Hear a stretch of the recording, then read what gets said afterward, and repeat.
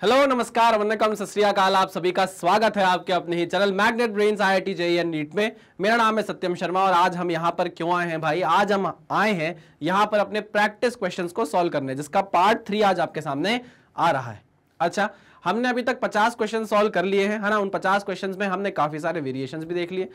Vernier callipers यानी कि जो मेजरमेंट वाला पार्ट था, एरर वाला पार्ट था, उसके क्वेश्चंस अभी तक हमने ज्यादा किए नहीं है। तो अब आने वाले जो क्वेश्चंस आपके सामने हैं उसमें आपको मेजरमेंट और एरर के क्वेश्चंस भी देखने को मिल जाएंगे। तो अब आपकी पूरी भरपूर प्रैक्टिस हो जाएगी इस प्रैक्टिस सेशन 3 में। ओके, आई मेरी बात समझ में? जी सर। तो चलो स्टार्ट करते हैं आज के लेक्चर को बिना किसी देरी के। चलिए भाई आ जाइए। तो आपको पता है कि नीट का जो मॉड्यूल है उसमें हम आपको क्या देते हैं, टॉपिक वाइज एक्सप्लेनेशन वीडियोस आपको दिए जाते हैं, डेली प्रैक्टिस प्रॉब्लम्स यानी कि DPP आपको प्रोवाइड किए जाते हैं जो आपको डाउनलोड करनी होती है मैग्नेट ब्रेन्स की वेबसाइट से।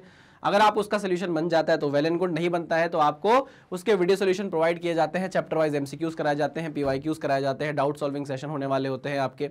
वीकली हम क्या करते हैं, आपसे इंटरेक्ट करते हैं, पूछते हैं आपसे कि भाई आप क्या चाहते हो, हम आपको कुछ बताना चाहते हैं। इंटरैक्टिव सेशंस होते हैं। उसके बाद चैप्टर वाइज 1 शॉट रिवीजन भी हम आपका कराएंगे जैसे जैसे आप एग्जाम अप्रोच करते जाएंगे, और ऑनलाइन टेस्ट सीरीज भी आपके सामने लेकर आई जाएगी जिसमें यह जज किया जाएगा कि आपकी प्रिपरेशन कैसी चल रही है। चलो वेरी गुड, स्टार्ट करते हैं। देखो 50 क्वेश्चन तक हमने कर लिया था, ये हमारा 51st क्वेश्चन है। क्या बोल रहा है? If area A, velocity V and density rho are taken as fundamental units, what is the dimensional formula for force? मुझे आप थोड़ा सा आज माफ कीजिएगा, थोड़ी तबीयत नासाज सी है मेरी, है ना। कोशिश करेंगे बीच में मुझे अगर ऐसी कुछ हिचकी विचकी आ जाए तो उसमें जज मत कर लेना, कमेंट मत कर देना सर याद कर रहा है क्या कोई है, सर पिंकी याद कर रही है क्या, ऐसा नहीं है, थोड़ा आज तबीयत नासाज है। चलिए, if area A, velocity V and density rho are taken as fundamental units, what is the dimensional formula for force? यार फोर्स का डायमेंशनल फॉर्मूला पहले तो लिख लो, है ना। ये तो रग रग से वाकिफ है। अब हम इस फॉर्मूले के MLT-2, ठीक है ना। हमको इन सारे 4 ऑप्शन में देखना है कि MLT-2 किसका आ रहा है, ठीक है ना। चलो पहले ऑप्शन में देखते हैं, एरिया है ना, ये एरिया, वेलोसिटी और डेंसिटी। तो एरिया होता है L स्क्वायर, वेलोसिटी का स्क्वायर यानी कि LT-1 L स्क्वायर T-2, है ना। और रो डेंसिटी इज ML-3। सही लिखा क्या? हाँ सर बिल्कुल सही लिखा है। अच्छा, ये L स्क्वायर है, ये L स्क्वायर L की पावर 4 हो जाएगी, हो ही नहीं सकता, चलो हटाओ, नहीं यहाँ L की पावर -3 भी तो है। L स्क्वायर L की पावर 4 हो जाएगा, तो M L की पावर 4 -3 तो L की पावर 1 हो जाएगा, और ये हो जाएगा T-2, सही तो है ना। ये M का M लिख दिया, L की पावर 4 और L की पावर -3, 4 -3 1 हो जाएगा, और ये आ जाएगा T-2, तो MLT-2 आ गया, यानी पहला ही ऑप्शन आपका एकदम करेक्ट है। वेरी गुड, आगे बढ़ते हैं। Next, a student writes the escape velocity as this. बताओ ये इक्वेशन डायमेंशनली इनकरेक्ट है, डायमेंशनली करेक्ट है, न्यूमेरिकली करेक्ट है, both A and C। Check करते हैं। देखो यहां पर देखिए, ये एस्केप वेलोसिटी है, एस्केप वेलोसिटी यानी कि इसका जो डायमेंशन है वो LT-1 होगा, है ना।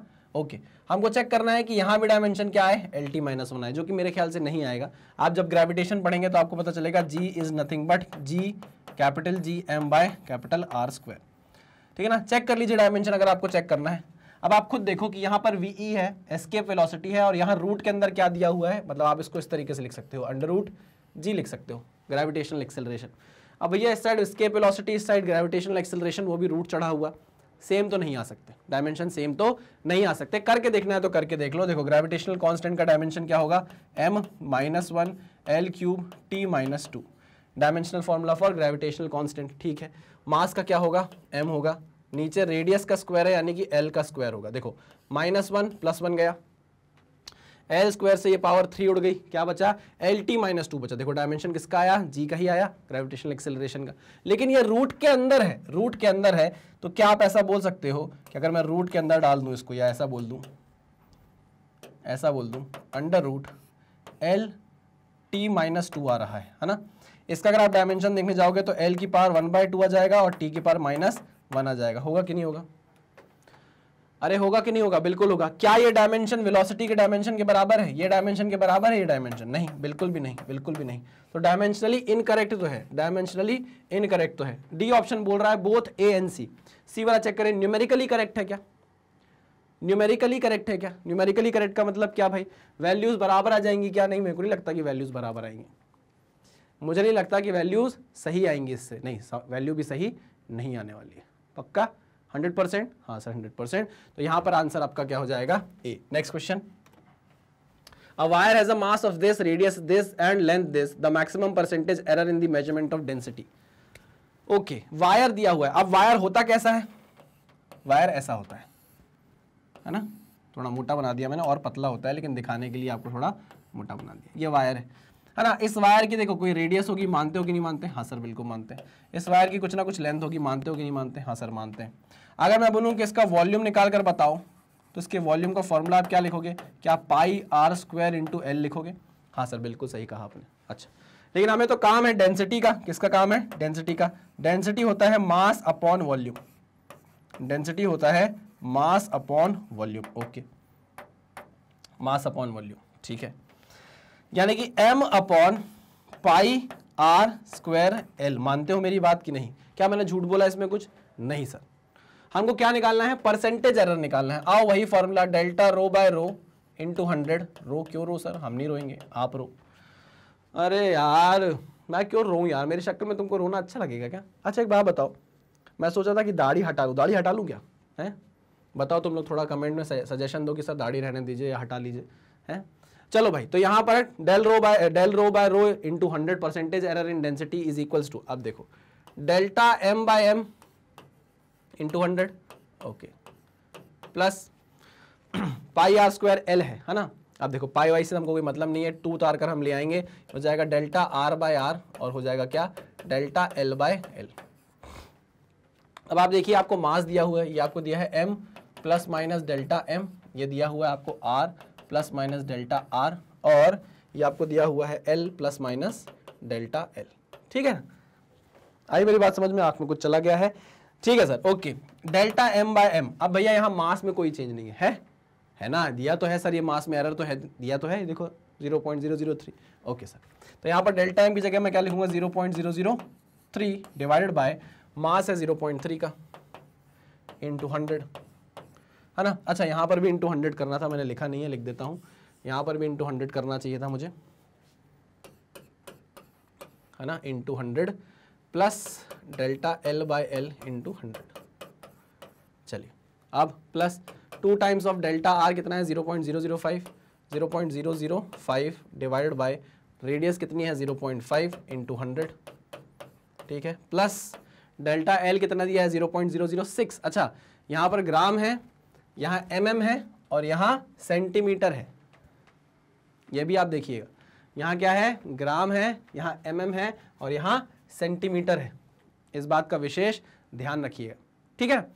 चलो ओके, आगे क्या बोल रहे थे हम? हाँ, तो मैं ये बोल रहा था डेल्टा एल कहाँ गया? Delta L is 0.06 divided by 6 into 100। अब यहाँ यूनिट अलग अलग होने से कुछ दिक्कत है क्या? देखो यहाँ ग्राम ग्राम कट जाएगा, ठीक, यहाँ पर mm कट जाएगा, यहाँ पर सेंटीमीटर कट जाएगा। जो आपका फाइनल आंसर आना है, जो परसेंटेज एरर आना है आपका, वो कोई यूनिट में थोड़ी ना आना है, समझ रहे हो कि नहीं? कोई यूनिट में नहीं आना है, तो आप यूनिट की चिंता मत करो। आओ सॉल्व करते हैं इसको। देखो ये अगर मैं पॉइंट हटाऊंगा तो 1 0 ऊपर मल्टीप्लाई, ये पॉइंट हटाऊंगा तो नीचे 3 0, ठीक।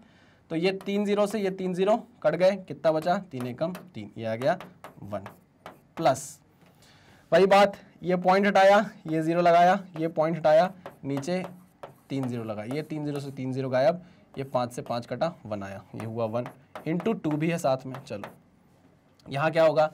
ये पॉइंट हटाया, नीचे 2 0 लगाए, 1 0 2 0 1 0 2 0 कट गए, 6 एकम 6 कट गया, ये आया 1। कितना आ जाएगा? एक सेकेंड, आंख में कुछ चला गया है। 2 एकम 2, 2 एकम 2 और 1 3 और 1 4। कितना आ गया? कितना आ गया है? 4%। कितना आ गया भाई? 4%। क्लियर? पक्का? 100%? अच्छा 100% नहीं सर, 4%। अरे भैया 100% समझ में आया, ये बोल रहा हूँ।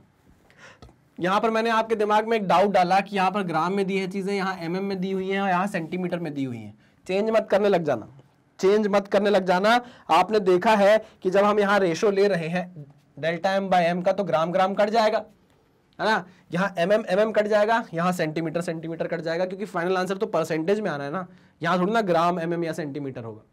आई बात समझ में? चलो, तो उसकी टेंशन हम नहीं लेंगे। Next question, which of the following measurement is most precise? सबसे प्रिसाइज मेजरमेंट कौन सा है? 5 mm, 5 सेंटीमीटर, 5 मीटर या 5 किलोमीटर? देखो ये तो अलग अलग टाइप की स्केल्स है। किलोमीटर में भी आप नाप सकते हो दूरी, किलोमीटर की स्केल में भी दूरी नापी जा सकती है, मीटर्स के स्केल में भी दूरी नापी जा सकती है, सेंटीमीटर के स्केल में भी नापी जा सकती है, और mm के स्केल में भी नापी जा सकती है।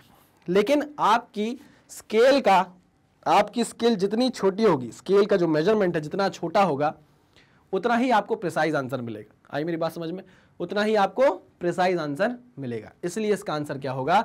mm होगा। मैं यहाँ पर एक शॉर्ट बना दूंगा, एक छोटा सा शॉर्ट बना दूंगा, मेरे दिमाग में अभी आइडिया आया है, एक छोटा सा शॉर्ट मैं बना दूंगा। उसमें मैं आपको ये बता दूंगा कि जो प्रिसीजन होता है ना, प्रिसीजन होता है और जो एक्यूरेसी होती है, एंड प्रिसीजन एंड जो एक्यूरेसी होती है, इसमें कंफ्यूजन बहुत टाइम तक बच्चों को रहता है कि सर क्या डिफरेंस है प्रिसीजन में और एक्यूरेसी में। तो ये प्रिसीजन और एक्यूरेसी का डिफरेंस मैं आपको शॉर्ट में एकदम बढ़िया एग्जांपल से क्लियर कर दूंगा। आपको सब कुछ क्लियर एक बार में शॉर्ट देखकर हो जाएगा, है ना? नहीं तो आप मैग्नेट ब्रेन्स के चैनल पर भी जाकर देख सकते हो। मैंने प्रिसीजन, और आप टाइप करना यूट्यूब पर precision and accuracy magnet brains, precision and accuracy magnet brain search करना, आपको एक बहुत प्यारा वीडियो मिलेगा। मैंने घड़ी का एग्जांपल लेकर समझाया, बहुत अच्छे समझाया, ध्यान से देखना। चलो आगे बढ़ते हैं नेक्स्ट क्वेश्चन पे। मेरी आंखों में क्या हो गया यार? If x is equals to a की power n, then fractional error delta x by x is equal to, simple formula, delta x by x is nothing but n times of delta a by a, plus minus भी लगाते हैं आगे, ठीक है ना? तो देखिए क्या हुआ, plus minus n delta a by a, answer आ गया आपका। क्लियर? नेक्स्ट फॉर्मूला था ये। तो the values of two resistors, the value of two resistors R1 and R2, the percentage error in equivalent resistance when they are connected in parallel. अरे I am sorry यार, मेरे को बहुत irritation हो रहा है आंखों में। हमको इक्विवेलेंट रेजिस्टेंस निकालना है। उसका फॉर्मूला क्या होता है? R1 R2 upon R1 plus R2। ये फॉर्मूला होता है क्या? हाँ सर यही फॉर्मूला होता है। हाँ सर यही फॉर्मूला होता है। R1 R2 है भाई, ये R2 है, R1 R2 upon R1 plus R2। Clear? Okay, मुझे क्या निकालना है? परसेंटेज, क्या निकालना है भाई? Percentage error in equivalent resistance. ठीक है, फॉर्मूला लगाऊंगा, upon R equivalent is equal to okay okay okay is equals to delta R1 upon R1 plus delta R2 upon R2। ये फॉर्मूला है भाई सिंपल। नीचे का पूरा उठा लो, ये पूरी term, delta R1 plus R2, delta R1 plus R2, R1 plus R2 upon R1 plus R2। ठीक है, आई बात समझ में? हाँ सर समझ में आ गई है। वैल्यूज यहाँ पुट करते हैं। अच्छा R इक्विवेलेंट, R इक्विवेलेंट कैसे निकालोगे आप? देखो R1 into R2 upon R1 plus R2 से निकाल सकते हो। तो R1 की वैल्यू है 6, R2 की वैल्यू है 10, divide by R1 plus R2 यानी कि 6 प्लस 10, ये हो जाएगा 10 छंग 60 अपॉन 16। ठीक है ना? तो ये हो जाएगा 30, ये हो जाएगा 2 अट्ठे 16, 2 चौको 8, 2 15 30, तो 15/4 कितना हो जाएगा? ये 15/4। हमको निकालना है परसेंटेज, हमको निकालना है परसेंटेज। अच्छा परसेंटेज निकालना है तो ये करने की ज़रूरत नहीं है, सॉरी मैंने वाला स्टेप ले लिया, पढ़ा नहीं था मैंने। ये वाले क्वेश्चन में करने की ज़रूरत नहीं है, हमको परसेंटेज एरर निकालना है ना। तो इंटू 100 इंटू 100 इंटू 100 समझ लेना, कर लेंगे, आ जाओ। इंटू 100 इंटू 100 एंड इंटू 100, ठीक है ना? यहाँ पर भी इंटू 100।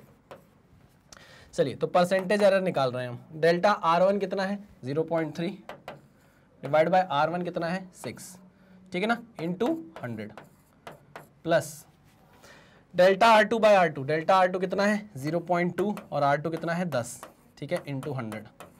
चलिए plus delta R1 plus delta R2, ये 0.3 plus 0.2, 0.3 plus 0.2 divide by R1 plus R2 यानी कि 10 और 6 16 इंटू 100। ठीक है ना? इसे सॉल्व करेंगे, ये पॉइंट हटाया, 0 लगाया, 0 से 0 काट दिया, 3 दूनी 6 हो गया, तो कितना है? 1/2 इंटू 10, ये 2 पंचे 10 हो गया। ठीक है ना?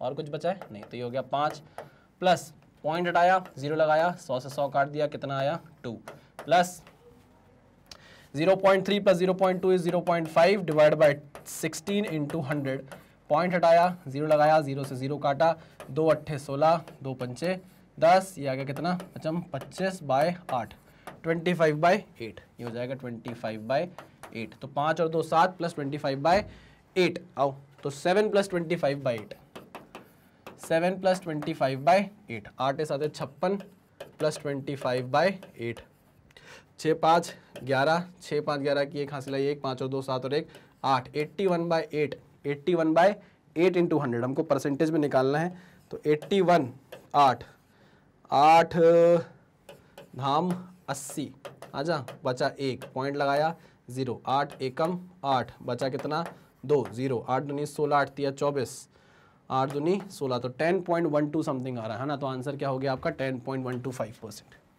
10.125%। क्लियर है? बात समझ में आई कि नहीं आई है? बात समझ में नहीं आई कि नहीं आई? यहाँ पर ये फॉर्मूला आपको हो सकता है समझ में ना आया हो, ये फॉर्मूला आप याद करिए कि अगर आपको कल के दिन रेजिस्टेंस में ऐसा कुछ क्वेश्चन मिल जाता है तो आप इस फॉर्मूले को यूज करेंगे, ठीक है। अब आप ये मत बोलना कि सर ये फॉर्मूला कैसे है, इतना समझाया है, इतना पढ़ाया है, तो अब ये फॉर्मूला आप समझ में आना चाहिए कि कैसे आया है, ठीक है। आगे बढ़ते हैं, आ जाओ next. If voltage V is equals to this and current I is equals to this, the percentage error in resistance R is। यार ये आँख में ना मेरी आज कुछ हो गया है, पता नहीं आज का दिन ही सही नहीं मुझे लगता है। V is equals to 100 plus minus 5 volt, ठीक है, और I is equals to 10 plus minus 0.2 ampere, ठीक है। The percentage error in resistance. अब देखो एरर के क्वेश्चन आने लग गए ना, पहले डायमेंशन डायमेंशन डायमेंशन डायमेंशन आ रहे थे, अब देखो एरर एरर एरर आ रहा है, तो एरर की प्रैक्टिस हो रही है, ठीक है। आ जाइए, तो आप जानते हो कि V is equals to I R, यानी कि अगर आपको रेजिस्टेंस निकालना है तो वो निकलेगा V बाय आई से, है ना। तो हम रेजिस्टेंस की वैल्यू निकाल लें, परसेंटेज एरर इन रेजिस्टेंस पूछ रहा है, ठीक है, परसेंटेज एरर इन रेजिस्टेंस निकालना है ना हमको। चलो फॉर्मूला लगाएंगे सीधा सीधा, R is equals to V by I, ठीक है ना। तो परसेंटेज एरर इन रेजिस्टेंस, यही फॉर्मूला होगा, ओके।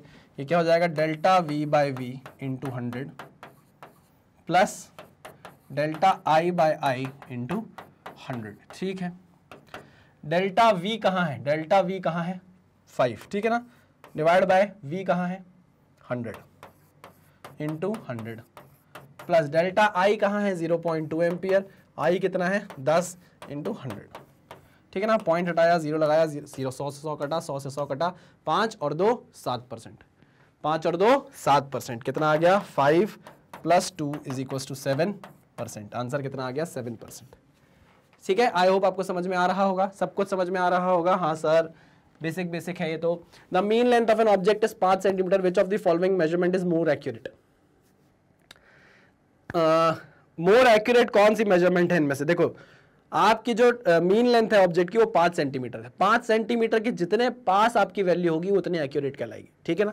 आप इनमें से बताओ कि सबसे पास वैल्यू कौन सी है, ये नहीं, ये नहीं, ये नहीं, सिर्फ ये है 4.9। अगर मैं आपको बोलूं कि भैया इसको एक सिग्निफिकेंट फिगर में चेंज कर दो, इसको एक सिग्निफिकेंट फिगर में राउंड ऑफ कर दो, तो आप 9 को ड्रॉप करोगे, आप 9 को जैसे ही ड्रॉप करोगे तो 9 5 से बड़ा है, तो प्लस 1 ऐड हो जाएगा, तो ये क्या बन जाएगा 5 बन जाएगा, क्या बन जाएगा 5 सेंटीमीटर बन जाएगा। तो सबसे क्लोज वैल्यू जो आ रही है इन चारों ऑप्शन में से वो ए ही मुझे लग रही है, इसलिए हम बोल सकते हैं सबसे एक्यूरेट आंसर है 4.9 सेंटीमीटर, ठीक है।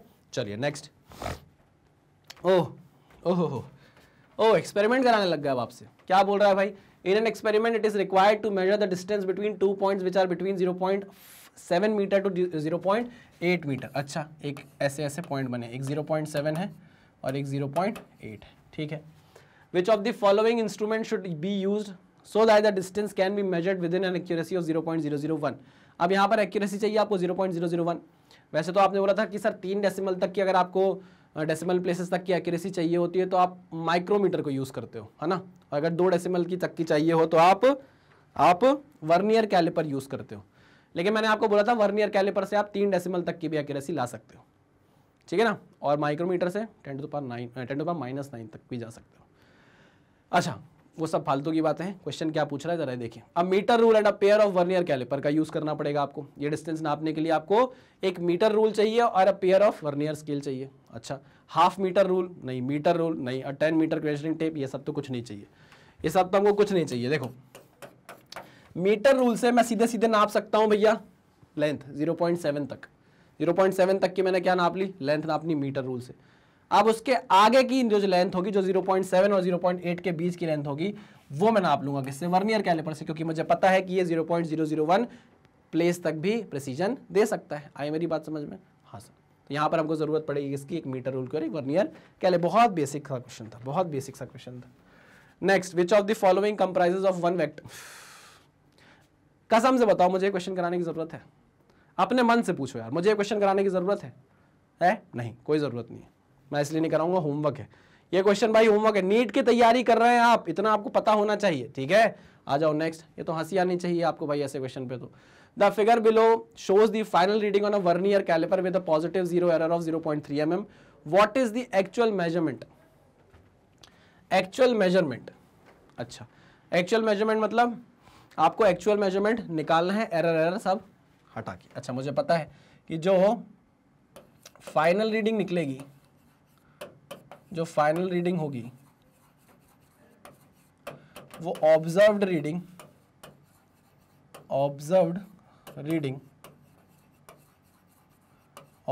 रीडिंग माइनस जीरो एरर होगी। अब जीरो एरर है, पॉजिटिव जीरो एरर है, पॉजिटिव जीरो एरर आपको हमेशा एक्चुअल वैल्यू से ज्यादा वैल्यू देती है, तो आपको उसको माइनस करना पड़ता है। लेक्चर जाकर देखो, समझाया है मैंने, ठीक है। ऑब्जर्व रीडिंग जरा देखें, ऑब्जर्व रीडिंग देखते हैं। देखो जो वर्नियर स्केल का जीरो है वो जस्ट 10 सेंटीमीटर के आगे है ना, जस्ट 10 सेंटीमीटर के आगे है, तो हम ऑब्जर्व रीडिंग निकाले जरा। ऑब्जर्व्ड रीडिंग,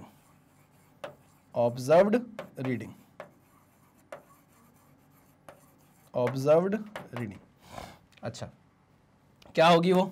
10 सेंटीमीटर यानी कि मेन स्केल रीडिंग, ऐसे समझाता हूं मैं, main scale reading plus vernier scale reading. अच्छा मेन स्केल रीडिंग कितनी है? 10 सेंटीमीटर।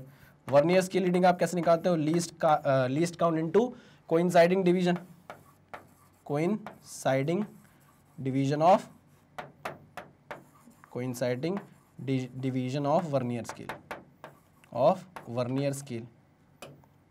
वर्नियर स्केल, ठीक है। आइए निकालते हैं। तो 10 centimetre plus least count into मुझे ऐसा लग रहा है, मेरे हिसाब से मुझे ऐसा लग रहा है कि पहला ही डिवीजन क्या कर गया है? कोइंसाइड कर गया है, मेन स्केल डिवीजन से कोइंसाइड करेगा। Coinciding division of vernier scale with main scale division, तो यहाँ पे पहला ही जो डिवीजन है वर्नियर स्केल का वो कोइंसाइड कर गया, मुझे ऐसा लग रहा है। तो मैं यहाँ बोलूंगा लीस्ट काउंट इनटू 1। अब देखो लीस्ट काउंट के बारे में यहाँ कुछ ज्यादा आपको दिया नहीं गया है, तो आप कॉमन सेंस का यूज करोगे कि देखो 1 सेंटीमीटर को 10 पार्ट में तोड़ा गया है, 1 सेंटीमीटर को 10 पार्ट में तोड़ा गया है, और वर्नियर स्केल में देखो 1 2 3 4 5 6 7 8 9 10, तो जो हमारे 10 वर्नियर स्केल डिवीजन है वो मेन स्केल के 9 डिवीजन से मैच खाते हैं। तो यहाँ पर आप लीस्ट काउंट कैसे निकाल सकते हो? MSD ब्रैकेट में 1 माइनस m बाय n, ठीक है ना। m की वैल्यू है 9 और n की वैल्यू है 10। अब ये m और n क्या होते हैं ये जानने के आपको लेक्चर में जाना पड़ेगा। ये मत बोलना कि सर m और n की वैल्यू कैसे आती है, क्या होती है, हमको नहीं पता। अगर नहीं पता है तो आप यहाँ क्या कर रहे हो? आप किस बात की प्रैक्टिस करने आए हो? आप पहले लेक्चर देखो, क्या करो? लेक्चर देखो। चलो MSD, एक MSD यानी कि 1/10 है ना। आपने 1 सेंटीमीटर को 10 पार्ट में तोड़ा है, 1/10 इंटू 1 माइनस 9/10 कितना हो जाएगा? 10 माइनस 9 इज 1/10, तो हो जाएगा कितना? 1/100 यानी कि 0.01 सेंटीमीटर, 0.01 सेंटीमीटर। ओके ठीक है सर। तो आओ यहाँ पर वैल्यू पुट करते हैं, यहाँ से उठाकर मैं इधर सॉल्व कर रहा हूँ, ठीक है ना। देखिएगा 10 सेंटीमीटर प्लस लीस्ट काउंट आया है आपका कितना? 0.01 सेंटीमीटर इंटू 1, ठीक। तो ये कितना आ जाएगा? 10 प्लस 0.01, क्लियर। अच्छा ऑब्जर्व रीडिंग आ गई आपकी 10.01, यही आएगी ना? हाँ सर। माइनस आपको करना पड़ेगा क्या? जीरो एरर, माइनस ही करनी पड़ेगी। अच्छा पॉजिटिव जीरो एरर ना, माइनस ही होगी सीधे सीधे। अच्छा ये mm में दी गई है, इसको आपको सेंटीमीटर में चेंज करना पड़ेगा, तो हो जाएगा 0.03 सेंटीमीटर, ठीक है ना। निकालो भाई, 10.01 माइनस 0.03, 1 में से 3 गए, 1 में से 3 जा सकता है नहीं, 11 में से 3 गए, कितना बचा? 11 में से 3 गए 8 बचा, ठीक है ना। 8 ये हो जाएगा कितना? 9 है ना, हो जाएगा 9.98। आंसर कितना आ गया? 9.98 सेंटीमीटर। क्लियर है? बहुत बढ़िया। पूरे वर्नियर कैलिपर की उसने क्या लगवा लिया आपसे? नॉलेज लगवा ली। रीडिंग लेना भी उसने आपको बता दिया, आप रीडिंग भी लेकर देखा दो भाई। और अगर आपको एरर की नॉलेज है तो एरर भी बता दो, कैसे ऐड सब्ट्रैक्ट होगी, सब कुछ नॉलेज उसने एक क्वेश्चन में टेस्ट कर ली है। अच्छा क्वेश्चन है। Next question, a workman measures as accurately as possible the length and internal diameter of a straight copper pipe. The length is approximately 600 centimeter and the internal diameter is approximately 2 centimeter. अच्छा एक copper pipe है, उस copper pipe का आपको length भी नापना है और उसके साथ साथ उसका इंटरनल डायमीटर भी नापना है, और वो नाप लिया गया है। लेंथ 600 सेंटीमीटर अप्रोक्सीमेटली आई है और डायमीटर निकला है, इंटरनल डायमीटर निकला है 2 centimetre. What is the best combination of instruments for the workman to use. अब आप बताओ खुद का दिमाग लगाकर कि अगर आपके पास एक पाइप है, आपके पास एक पाइप है ना, 600 सेंटीमीटर का, कितने का, 600 सेंटीमीटर का एक पाइप है। अब उसकी आपको लेंथ और इंटरनल डायमीटर नापना है, तो इनमें से कौन सा सेट आप यूज करोगे। इंटरनल डायमीटर नापने के लिए रूलर यूज करोगे या कभी नहीं, कभी यूज नहीं करेंगे। अच्छा अच्छा, पक्का, हाँ सर 100%, हाँ सर 100%, रूलर यूज नहीं करेंगे। ओके, वर्नियर कैलिपर यूज करोगे, बिल्कुल यूज कर सकते हैं सर, वर्नियर कैलिपर यूज कर सकते हैं, बिल्कुल कर सकते हैं। तो दोनों केस हमारे पास देखिए, एक सी वाला और एक डी वाला, कि इंटरनल डायमीटर नापने के लिए हम वर्नियर कैलिपर का यूज कर सकते हैं। ठीक है, अब लेंथ की अगर बात करें तो लेंथ आप किससे नापोगे, 600 सेंटीमीटर की लेंथ है, क्या रूलर से नापोगे, नहीं सर इतना लंबा रूलर कैसे लेकर आएंगे। अच्छा, टेप से नापोगे, हाँ सर टेप से नाप सकते हैं, लेकिन उसके साथ इंटरनल डायमीटर के लिए आपको रूलर दी जा रही है, तो हम ये वाला ऑप्शन नहीं ले सकते। ठीक है ना, ये पूरा ऑप्शन हमने एलिमिनेट किया, ये पूरा ऑप्शन हमने एलिमिनेट किया। अच्छा, लेंथ नापने के लिए रूलर का यूज कर सकते हो, नहीं कर सकते। वर्नियर कैलिपर का कर सकते हैं, लेकिन उसके साथ आपको रूलर दिया जा रहा है, तो आपको ये ऑप्शन भी क्या करना पड़ेगा, एलिमिनेट करना पड़ेगा। तो यहां पर क्या आया ऑप्शन कि भैया जो लेंथ नापनी है पाइप की, वो आप नाप सकते हो टेप से, और साथ ही साथ आपको क्या दिया जाएगा, टेप के साथ आपको वर्नियर कैलिपर दिया जाएगा। तो आपका काम हो जाएगा, आप इंटरनल डायमीटर भी नाप सकते हो वर्नियर कैलिपर से, और लेंथ नाप सकते हो टेप से। ठीक है ना, तो ऑप्शन आ गया आपका answer D. Clear, okay sir, very good. आगे बढ़ते हैं नेक्स्ट क्वेश्चन पे। Compare to 5 kg of feathers 5 kg of iron has less mass and less inertia. ऐसा नहीं हो सकता। मोर मास एंड मोर इनर्शिया, ऐसा हो ही नहीं सकता। Less mass and more inertia, हो ही नहीं सकता। Same mass and same inertia, obvious सी बात है यार। 5 kg फेदर है और 5 kg आयरन है, दोनों का मास तो सेम ही है ना, मास तो सेम ही है। अरे हाँ कि ना। और इनर्शिया किसके वर्चू से आता है, बाय वर्चू ऑफ मास आता है। जितना ज्यादा मास उतना ज्यादा इनर्शिया। ठीक है, तो हम बोल सकते हैं कि यहां पर मास भी सेम है और इसलिए इनर्शिया भी सेम है ना। वैसे तो यहाँ पर यूनिट्स एंड डायमेंशन में इस क्वेश्चन का कोई अस्तित्व नहीं बनता है, लेकिन फिर भी थोड़ा बहुत डिस्कशन हम इस पर कर सकते हैं। आगे जाके अच्छे से पढ़ेंगे जब आप इनर्शिया की बात करोगे। ठीक है ना, चलो आगे बढ़ते हैं नेक्स्ट क्वेश्चन में। In a vernier calipers, one main scale division is x centimeter and n division of the vernier scale coincide with n-1 division of the main scale. The least count in centimeter the caliper is। अच्छा question है, हमने शायद किया हुआ है lecture में ये।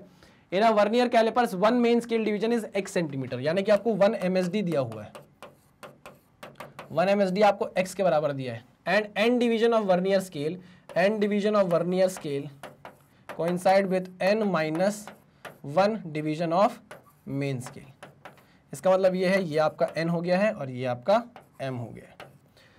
ठीक है, द लीस्ट काउंट निकालना है आपको। लीस्ट काउंट कैसे निकालते हैं, MSD 1 minus m by n। ठीक है ना, MSD की वैल्यू है x, 1 माइनस m की वैल्यू है n-1 divide by n।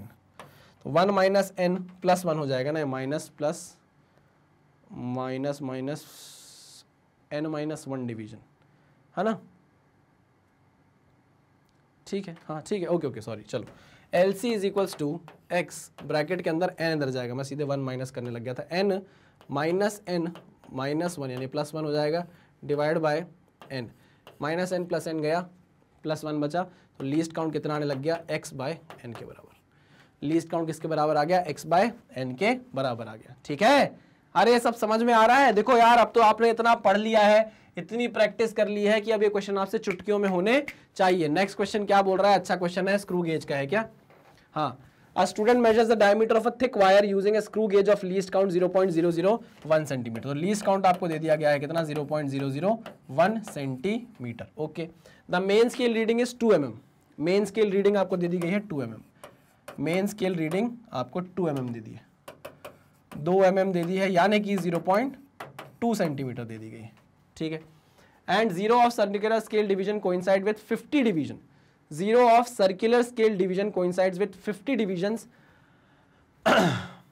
0 of circular scale division coincides with 50 divisions above the reference level. If the screw gauge has a zero error of 0.002, the correct diameter of the thick wire is। यहाँ पर zero error आपको दे दिया गया है, zero error कितना दिया है, 0.002 2 सेंटीमीटर का जीरो एरर दिया है। और इससे पहले क्या बोल रहा है, मैं इसे पढ़ने में कुछ गलती तो नहीं है। The main scale reading is 2 mm and the zero of circular scale division coincides with 50 divisions above the reference level, above the reference level. Okay ठीक है, तो यहां पर आपको वर्नियर स्केल वर्नियर बोल रहा हूं, सर्कुलर स्केल रीडिंग निकालने का एक हिंट दे दिया है, ठीक है ना।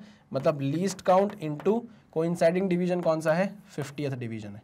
लीस्ट काउंट आपको दिया हुआ है, तो 0.001 into 50, this is your circular scale reading, है ना। तो हम यहां पर पहले तो ऑब्जर्व्ड रीडिंग निकालें, ऑब्जर्व्ड रीडिंग निकालें, फिर एरर की बात करेंगे।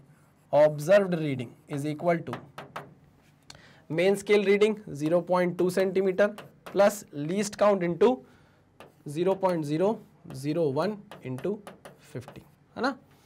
क्लियर है, हाँ सर क्लियर है। ये पॉइंट हटाया 1 2 3, ठीक, जीरो से जीरो काट दिया, कितना बचा 5/100 बचा, यानी कि 0.05, ठीक है ना, 0.05। 0.2 इसमें ऐड कर दो, 0.2 प्लस 0.05 ऐड किया तो ये आया 5, ये आया 2, ये आया 0.25, ठीक है। तो ऑब्जर्व रीडिंग आ गई आपकी 0.25 सेंटीमीटर। अच्छा, लेकिन अब बात आती है एरर की, अब आती है बात एरर की। तो यहाँ पर अभी आपको पॉजिटिव नेगेटिव जीरो एरर की बात नहीं की गई है, तो मैं पॉजिटिव एरर मानकर ही इसको चल रहा हूँ, पॉजिटिव जीरो एरर मानकर ही चल रहा हूँ। तो यहाँ पर फाइनल रीडिंग क्या निकलेगी, final reading is observed reading minus zero error, ठीक है। चलो, observed reading 0.25 centimetre, 0.25 centimetre, okay. Zero error 0.002 centimetre. आओ निकालते हैं इसको भी। तो 0.25 में से आप माइनस करो, 0.25 में से आप माइनस करो 0.002 सेंटीमीटर। 2 5 सॉरी माइनस करना है ना, माइनस करना है, ठीक है। तो ये हो जाएगा कितना, 10 में से 2 गए 8 बचा, 10 में से 2 गए 8 बचा, ये कितना है 4, ये है 2 और ये है 0, तो 0.248 centimetre is your reading, is the final reading, ठीक है। यहाँ पर लिख देता हूँ फाइनल रीडिंग 0.248 सेंटीमीटर होगी। अरे बात समझ में आई मैंने क्या किया है, सिंपल रीडिंग ली है ना, लीस्ट काउंट निकाल लिया, मेन स्केल रीडिंग आपको दी गई थी, जीरो एरर मैंने निकाल लिया, जीरो एरर आपको दी गई थी, आपने सर्कुलर स्केल की रीडिंग भी निकाल ली, लीस्ट काउंट इनटू जो डिवीजन था, बस कुछ नहीं यार, जो रीडिंग लेते थे वो रीडिंग चुपचाप ली, उसमें से एरर क्या कर दी भाई, माइनस कर दी, क्योंकि पॉजिटिव जीरो एरर था, खत्म। चलो आगे बढ़ते हैं। आप बोलोगे सर आज आप इतने सीरियस क्यों पढ़ा रहे हो, क्योंकि आज थोड़ी तबीयत बताया आपको नासाज है, तबीयत अच्छी नहीं होती तो मन सा नहीं लगता मजाक वजाक करने में। सबको लगता है कि बात जैसे आपकी तबीयत खराब होती है और बाजू में आपके सामने कोई हंसता खेल रहा होता है, एकदम बढ़िया परफेक्ट होता है, तंदुरुस्त होता है, तो आपको चिढ़ होती है कि यार ये क्यों अच्छा फील कर रहा है, ये क्यों खेल कूद रहा है, मेरी तबीयत क्यों खराब है ना। वैसे ही मुझे लग रहा है आज सबकी तबीयत बढ़िया है, सारे टीचर्स की तबीयत बढ़िया है, मेरी तबीयत को आज क्या हो गया, अच्छा नहीं लग रहा है, इसलिए आज थोड़ा मजाक मस्ती नहीं कर रहा, लेकिन मजाक मस्ती जरूरी है, करते रहना चाहिए, हंसी मजाक चेहरे पर बने रहना चाहिए, अंदर से आदमी सीरियस रहे, बाहर से हंसी मजाक करता रहे, बढ़िया रहता है। हाँ भाई, 66 question in a vernier calliper, 10 smallest divisions of the vernier scale are equal to 9 smallest division of the main scale. If the smallest division of the main scale is half millimeter, then the vernier constant is, vernier constant मतलब आपको least count निकालना है, least count निकालना है, ठीक है। MSD 1 minus m by n, formula सीधा सीधा लगाएंगे। MSD की वैल्यू आपको कितनी दी गई है, 1 main scale division is half millimetre, half mm दी गई है, कितनी दी गई है, हाफ mm दी गई है, ठीक है। Divide by 1 minus 10 smallest division, तो ये 9/10 हो गया, है ना। चलो तो 10 minus 9/10, 1/2 into 10 minus 9 is 1 divide by 10, कितना आ गया भाई ये 10 दूनी 20, तो 1/20, ठीक है ना, 1/20 mm, 1/20 mm यानी कि कितना हुआ, भाग ना जाने की शून्य, पॉइंट लगाया 0, है ना, ये हो गया 5, 0.05 mm, 0.05 mm, आंसर आ गया सी। बहुत आसान सा क्वेश्चन था। Next, a vernier caliper has 20 divisions on the vernier scale which coincides with 9 scale on the main scale, 9 division on the main scale, least count of the instrument is 0.1 mm, main scale division निकालना है। अच्छा, अब आपको main scale division निकालना है, वही formula use करोगे आप, क्या, least count is equals to main scale division bracket में 1 minus m by n, है ना, ठीक है। लीस्ट काउंट आपको बोला गया है कितना है, 0.1 mm है। MSD आपको पता नहीं है, okay. 1 minus m by n, m की वैल्यू कितनी दी गई है 19 और n की वैल्यू दी गई है 20, तो 20 माइनस 19 इज 1, 1/20 आ जाएगा, ठीक है। तो 0.1 is equal to MSD bracket में 1/20, है ना, सही लिखा है कि नहीं, हाँ सर। 20 मल्टीप्लाई कर दोगे, 20 मल्टीप्लाई किया तो 20 into 0.1 is equal to MSD, ठीक है ना। MSD पॉइंट हटाया, 0 लगाया, ये कट गया, कितना आया 2, कितना 2 mm, 2 mm कितना आया MSD आया। MSD कितना आया 2 mm आया, यहाँ पर आंसर 2 mm दिया हुआ है। चलिए वेरी गुड, आगे बढ़ते हैं नेक्स्ट क्वेश्चन पे। A vernier caliper having one main scale division, बहुत अच्छा क्वेश्चन, बहुत बढ़िया क्वेश्चन, ये अच्छा क्वेश्चन निकल कर आया भाई। दिमाग लगाओ, दिमाग लगाओ, दिमाग लगाओ, दिमाग लगाओ। सब क्वेश्चन तो सर आप करा ही रहे हो, लेकिन हमें भी मौका दो, दिमाग लगाने का बिल्कुल मौका दिया जाएगा यार। ऑनलाइन में यही बात तो अच्छी है, पॉज कर दो, मैं आपको मौका नहीं दे रहा, आपके हाथ में कंट्रोल है। फट से स्पेस का बटन दबाया, सर को रोक दिया। फट से आगे वाला बटन दबाया, सर भागने लग गए। फट से पीछे वाला बटन दबाया, सर पीछे होने लग गए।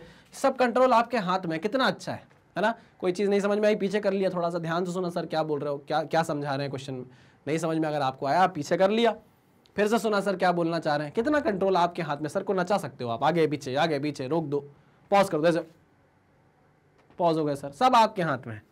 अच्छा, a vernier caliper having one main scale division is equal to 0.1 centimetre. अच्छा, एक मेन स्केल डिवीजन आपको दिया है 0.1 सेंटीमीटर का, ठीक है। Is designed to have a least count of 0.02 centimetre, least count आपको दे दिया है। If n be the number of division on vernier scale and m be the length of the vernier scale. n क्या है, n is the number of division on vernier scale, n, और m क्या बता रहा है, m बता रहा है length of vernier scale, okay, length of vernier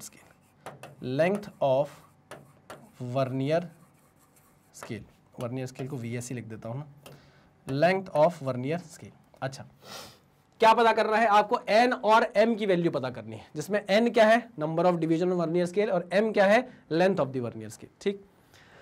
मुझे एक चीज पता है कि जो लीस्ट काउंट होता है ना, वो और कुछ नहीं होता, वो होता है 1 MSD माइनस 1 VSD। ऐसा क्यों कर रहे हैं अभी मैं आपको समझाऊंगा, ध्यान से देखना। लीस्ट काउंट आपको दिया है 0.02 सेंटीमीटर, दिया है कि नहीं, ओके। MSD आपको कितना दिया है 0.1 सेंटीमीटर, इससे आप निकाल सकते हो एक VSD की वैल्यू, है ना। तो 1 VSD is equal to 0.1 minus 0.02 centimetre, ठीक। 0.1 माइनस 0.02 सेंटीमीटर। चलो 10 में से 2 गए, 8 बचा, 10 में से 2 गए, 8 बचा, ये हो गया 0, ये हो गया 0, 0.08। अच्छा, तो 1 VSD की वैल्यू कितनी आ गई, 1 VSD की वैल्यू आ गई है 0.08 सेंटीमीटर। यानी वन वर्नियर स्केल डिवीजन जो है, एक वर्नियर स्केल जो डिवीजन है वो आपको 0.08 सेंटीमीटर बता रहा है। अच्छा, देखिए सर हम इससे क्या निकाल सकते हैं, इन ऑप्शन में से हम कैसे समझें कि आंसर क्या है।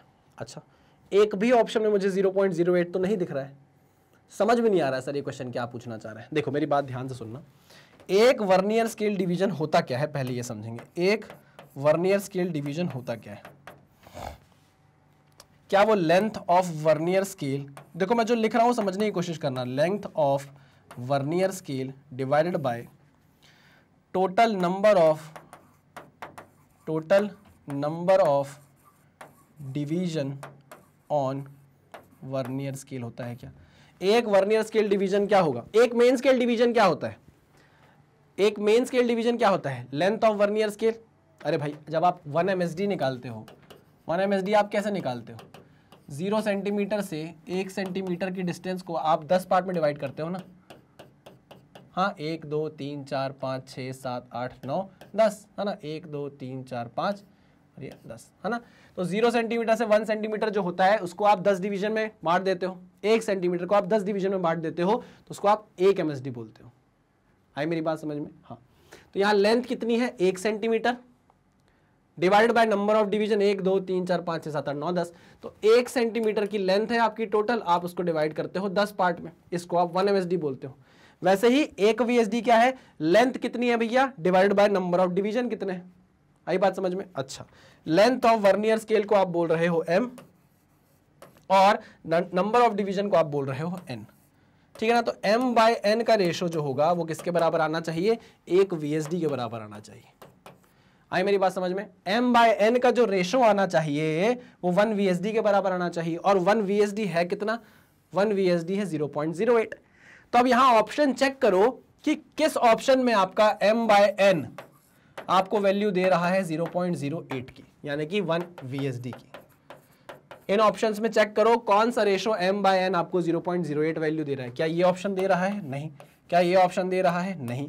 क्या ये ऑप्शन दे रहा है m/n, हाँ सर ये दे रहा है। तो आंसर आपका सी हो जाएगा। बहुत बढ़िया क्वेश्चन, दिमाग लगाने पे मजबूर किया इस क्वेश्चन ने आपको, ठीक है। हाँ sir, okay, perfect perfect perfect. Next question, the dimensions of a rectangular block measured with, अच्छा क्वेश्चन पढ़ेंगे, क्या बोल रहा है।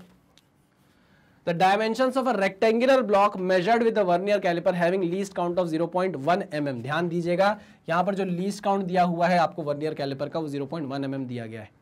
अच्छा, और जो लेंथ, ब्रेड्थ और हाइट आपने नापी है वो है 5, 10 और 5, ठीक है। Maximum percentage error in measurement of the volume of the block. अच्छा, वॉल्यूम ऑफ द ब्लॉक आप कैसे निकालोगे, पहले तो उसका फॉर्मूला बताओ, length into breadth into height. हाँ सर, अच्छा, परसेंटेज एरर इन वॉल्यूम कैसे निकालोगे, डेल्टा L/L इंटू 100, हाँ कि ना, हाँ sir, plus delta B/B into 100, हाँ sir, plus delta H/H into 100। हाँ, बोल तो आप सही रहे हो, बोल तो आप सही रहे हो, ठीक है। यहां पर डेल्टा L तो दिया नहीं है सर, डेल्टा L तो दिया ही नहीं है, ना डेल्टा B दिया है ना डेल्टा H दिया है। तो आप क्या करेंगे, देखो लेंथ नापने में जो एरर हो सकती है कम से कम, जो एरर हो सकती है कम से कम वो लीस्ट काउंट के बराबर ही हो सकती है ना। इससे, अरे भैया अगर इससे बड़ी वैल्यू होगी, लीस्ट काउंट से बड़ी वैल्यू होगी, वो तो नाप ली जाएगी, है ना। मिनिमम अगर आप एरर कर सकते हो तो लीस्ट काउंट से कम की कर सकते हो या लीस्ट काउंट के बराबर की कर सकते हो। तो एरर क्या आएगा आपका, लेंथ नापने में 0.1, ब्रेड्थ नापने में भी 0.1 और हाइट नापने में भी 0.1। आई मेरी बात समझ में। तो यहां पर आपको डेल L, डेल B और डेल H दिया हुआ है और वो कितना है 0.1। क्लियर है, ओके सर। तो डेल्टा L इज 0.1, L की वैल्यू कितनी है, लेंथ कितना है 5 mm, ठीक है, इंटू 100, प्लस डेल्टा B भी आपको 0.1 दिया हुआ है, लेकिन यहां पर B कितना है 10 mm into 100, plus delta H is 0.1 और आपको हाइट कितनी दी गई है 5 mm इंटू 100, है ना। अरे समझ रहे हो कि नहीं, जब भी आपको ऐसे लीस्ट काउंट दिया होगा आप उस लीस्ट काउंट को अपना मीन एब्सोल्यूट एरर मान सकते हो। क्लियर है, हाँ सर, एब्सोल्यूट एरर मान सकते हो। चलो, तो ये पॉइंट हटाया, 0 लगाया, 0 0 कट गया, पॉइंट हटाया, 0 लगाया, 100 100 कट गया, पॉइंट हटाया, 0 लगाया, 50 दूनी 100 गया, ये भी 5 दूनी 10 गया। कितना आ रहा है, 2 प्लस 1 प्लस 2, 2 और 2 4 और 1 5%, है ना। आंसर कितना आ गया आपका 5%, 5% एरर इन वॉल्यूम। क्लियर है, चलो वेरी गुड, आगे बढ़ते हैं नेक्स्ट क्वेश्चन पे। Next question, the pitch of a screw gauge. बाप रे, इतने बड़े बड़े, इतनी बड़ी बड़ी थ्योरी लिखी हुई है।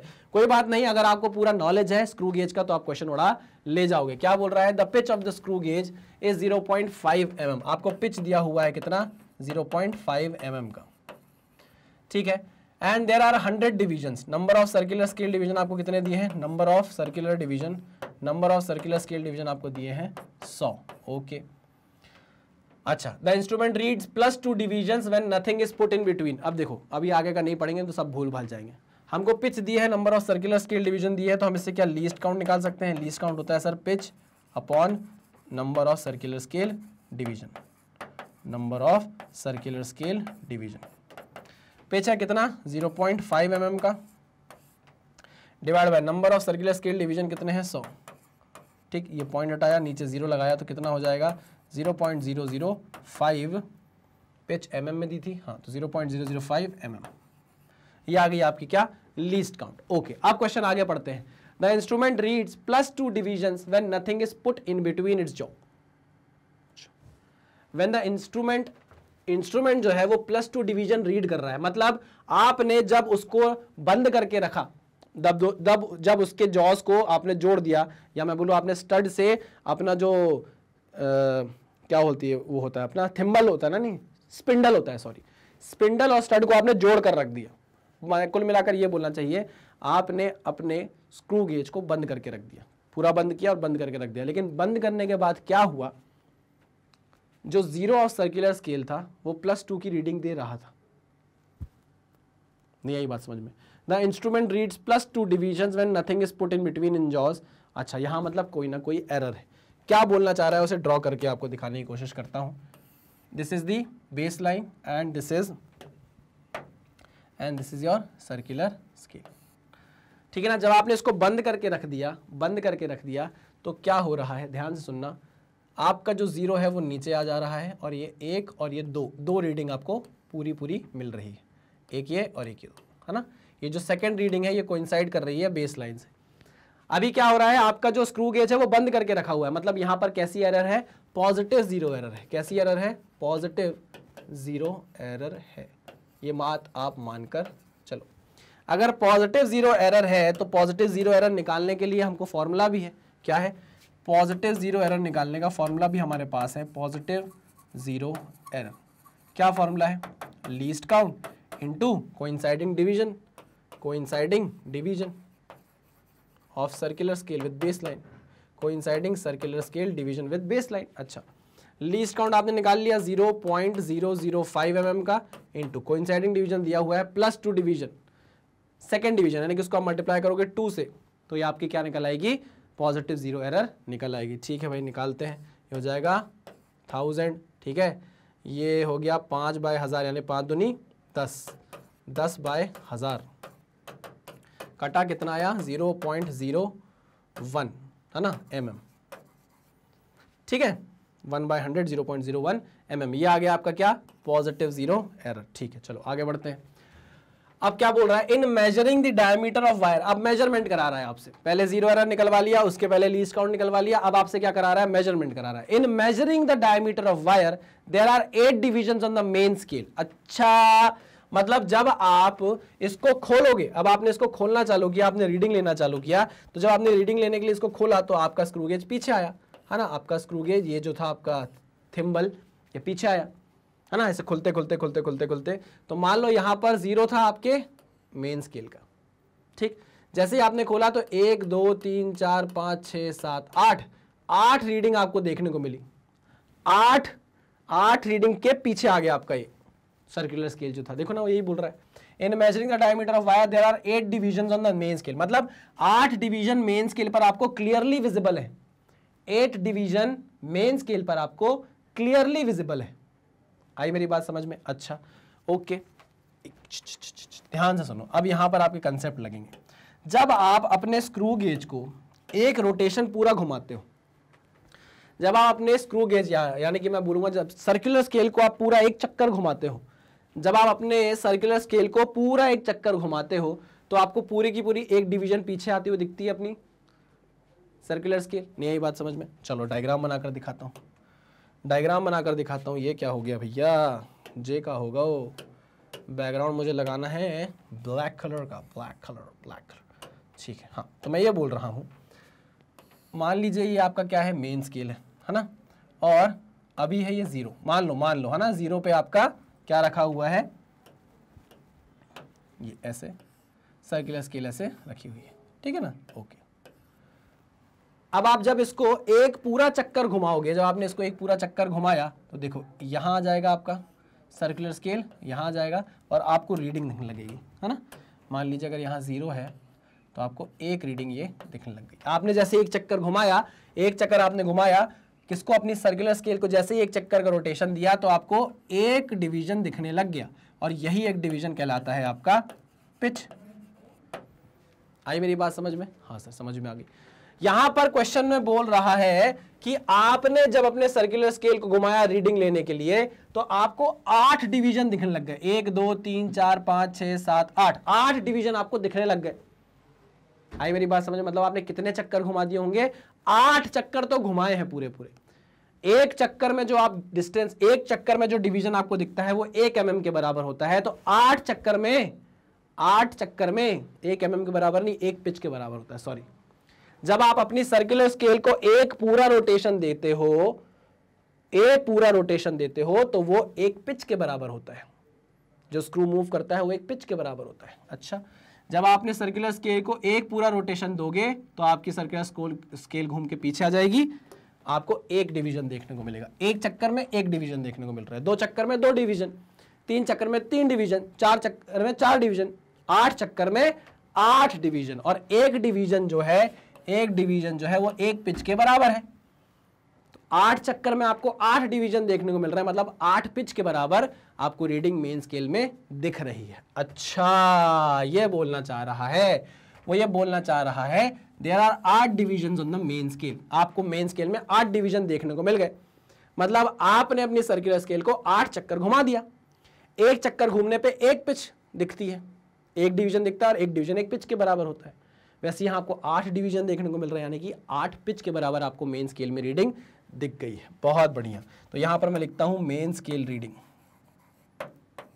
Main scale reading, main scale reading is nothing but 8 division, एक डिवीजन में आपको एक पिच मिलती है, तो 8 डिवीजन में 8 इंटू पिच, ठीक है। तो 8 इंटू पिच की वैल्यू कितनी है भैया, पिच है 0.5 यानी कि 1/2 mm, ये हो जाएगा 2 चौको 8, कितना आ गया 4 mm, ठीक है ना। तो मेन स्केल रीडिंग कितनी आ गई, 4 mm आ गई। ओहो हो, बहुत बढ़िया। अब आगे बढ़ते हैं, देखो कितने स्टेप्स में क्वेश्चन है, कितने स्टेप्स में क्वेश्चन दिया हुआ है। आगे बोल रहा है 83rd division coincides with the reference line. अब सर्कुलर स्केल रीडिंग की बात कर रहा है कि जो सर्कुलर स्केल में 83rd डिवीजन है वो बेस लाइन से कोइंसाइड कर रहा है। अच्छा, तो आप यहां सर्कुलर स्केल रीडिंग भी निकाल सकते हो। देखो circular scale reading is nothing but least count into coinciding circular scale division, circular scale division, यानी कि लीस्ट काउंट आपने निकाला 0.005 और कोइंसाइडिंग डिवीजन है 83rd। ओहो हो, 83rd यहां पे लगाया हमने 1000। 83 को 5 से मल्टीप्लाई करो भाई, 83 इंटू 5 कितना हो जाएगा, 5 3 15 की 5 हासिल है 1 8 5 40 और 1 41 है ना। तो ये हो जाएगा 415/1000 यानी कि 0.415 mm, 0.415 mm। ये आपकी सर्कुलर स्केल रीडिंग आ गई। याद रखिएगा अभी आपके पास एक पॉजिटिव जीरो एरर भी है, पॉजिटिव जीरो एरर भी है। ओके, तो हम यहां बोल सकते हैं साफ साफ, क्या बोल सकते हैं, हम बोल सकते हैं ऑब्जर्व्ड रीडिंग, ऑब्जर्व्ड रीडिंग जो होगी वो क्या होगी, main scale reading plus circular scale reading. Okay, main scale reading है 4 mm, सर्कुलर स्केल रीडिंग आप निकालिए 0.415 mm, तो 4.415 mm आपकी रीडिंग आ गई है ऑब्जर्व्ड। लेकिन यहां पर है एक पॉजिटिव जीरो एरर भी।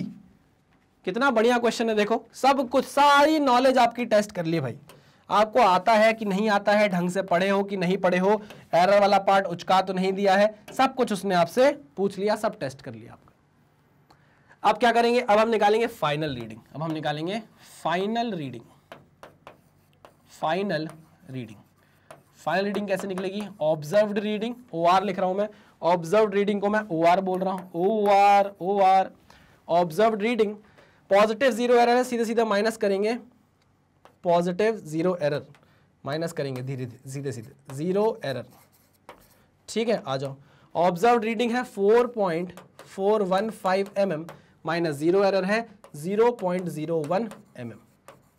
आओ, तो 4.415 माइनस 0.01, 0.01, ठीक है ना। ये आ गया 5, एक में से एक गए 0, 4 4, 4.405, आंसर आ गया 4.405 mm, ठीक है। आंसर आ गया 4.405 mm। मेरे को बहुत ही प्यारा लगा ये क्वेश्चन, मुझे ये क्वेश्चन बहुत ही प्यारा लगा कि इसने ना हर स्टेप में आपसे काम करवाया है। थोड़ी सी इंफॉर्मेशन दी, सॉल्व करो, फिर थोड़ी इंफॉर्मेशन दी, सॉल्व करो, फिर थोड़ी इंफॉर्मेशन दी, सॉल्व करो, और फिर बोला कि लो भैया पूरे क्वेश्चन का आंसर निकाल कर बता दो।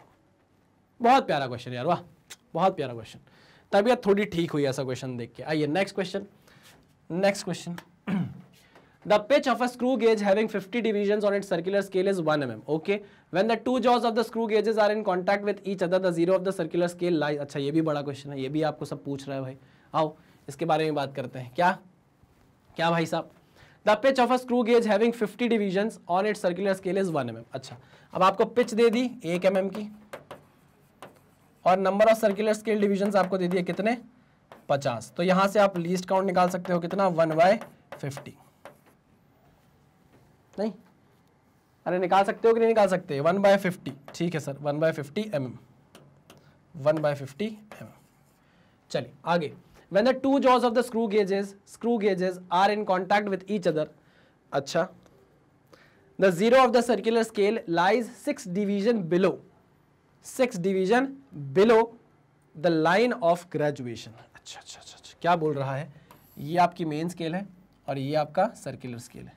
सर्कुलर स्केल का जो जीरो है वो लाई करता है 6 डिवीजन नीचे, है ना? मतलब ये 1 2 3 4 5 और ये 0. ये बेस लाइन है, ये बेस लाइन है. इससे देखो आप 1 2 3 4 5 6 बोलूँगा मैं इसको, है ना?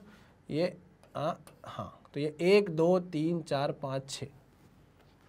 छठवां डिवीजन जो है वो रेफरेंस लाइन से क्या कर रहा है? कोइंसाइड कर रहा है. और ये कब? जब आपने अपने स्क्रू गेज को बंद करके रखा हुआ है, जब आप कोई रीडिंग नहीं ले रहे हो. मतलब यहाँ कैसी एरर है? यहाँ पर पॉजिटिव 0 एरर है. यहाँ पॉजिटिव 0 एरर है. वो खुद आपको बोल रहा है पकड़ो भाई. अच्छा क्वेश्चन है. ओके, हमने पकड़ लिया. When a wire is placed between the jaws, 3 linear scale divisions are clearly visible by अच्छा, ओके. अब फाइनल रीडिंग लेने को बोल रहा है, मतलब मेजर करने को बोल रहा है. चलिए, तो उसके लिए बोल रहा है when the wire is placed between, अब आपने जॉस के बीच में वायर रखा और रीडिंग ली तो आपको 3 लीनियर स्केल दिख रही है साफ साफ. मतलब आपको क्या दिख रहा है? 3 लीनियर स्केल दिख रही है. 0 ये 1 2 3, ऐसे 3 लीनियर स्केल आपको देखने को मिल रही है, क्लियरली विजिबल है. अच्छा, ये जो एक डिवीजन है ये किसके बराबर होता है? एक पिच के बराबर होता है. हाँ सर, एक डिवीजन एक पिच के बराबर होता है. और पिच कितना है? 1 mm है.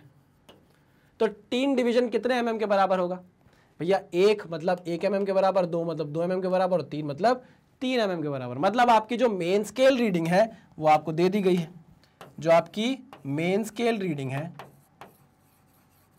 जो आपकी मेन स्केल रीडिंग है MSR, जो आपकी मेन स्केल रीडिंग है MSR, वो आपको 3 mm दे दी गई है.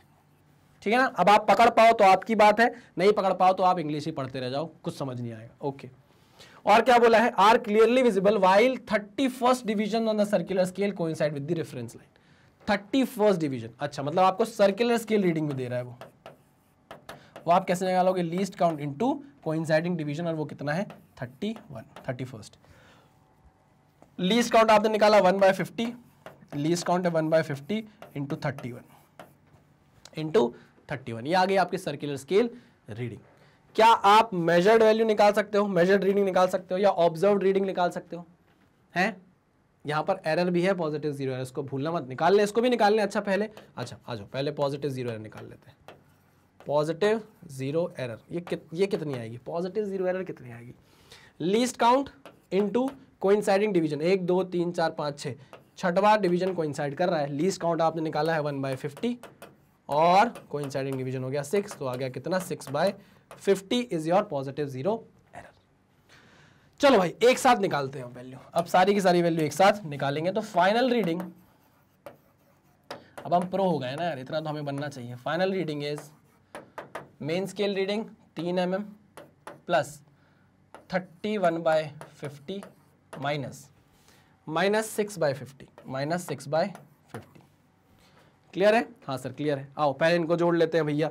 31 माइनस 6/50 कितना हो जाएगा? ये 25 और 6 5 11, है ना? तो ये जाएगा 25/50. 25/50. अच्छा, माइनस क्यों किया समझ गए ना? पॉजिटिव 0 एरर है तो माइनस कर दिया. अरे भाई नेगेटिव 0 एरर होती है तो नेगेटिव पॉजिटिव हो जाता है. ये मैं पढ़ा चुका हूं कि अगर पॉजिटिव 0 एरर होती है तो हमेशा नेगेटिव करते हैं, उसको हमेशा माइनस करते हैं. क्योंकि पॉजिटिव 0 एरर में आपकी जो रीडिंग आती है वो जरूरत से ज्यादा आती है, एक्चुअल वैल्यू से ज्यादा आती है, तो आपको माइनस करना पड़ता है अपनी पॉजिटिव 0 एरर को. मैं बार बार बताऊं कि नहीं बताऊं? याद दिलाता रहूं ना? हाँ सर याद दिलाते रहो, नहीं तो दिक्कत हो जाएगी. हम पे मत भरोसा करो सर ज़्यादा. आप बताते चलो हैं। ओके चलो, तो ये कितना आया 31 माइनस 6/50 यानी कि 25/50 यानी कि 1/2। कितना आया 1/2। ओके, तो 3 + 1/2 0.1/2 है ना।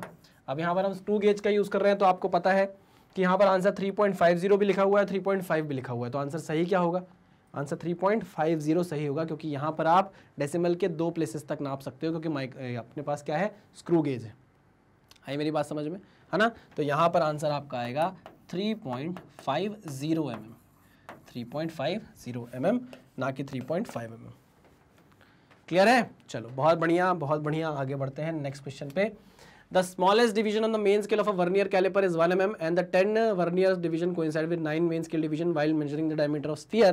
The zero mark of the vernier scale lies between 2.0 and 2.1 centimeter and the fifth division of the vernier scale division coincides with the scale division. Okay, the diameter of the sphere is, पूरी reading फिर से लवाई इसने, फिर पूरी मेहनत आपसे करवाएगा। आओ, smallest division on the main scale of a vernier caliper is 1 mm.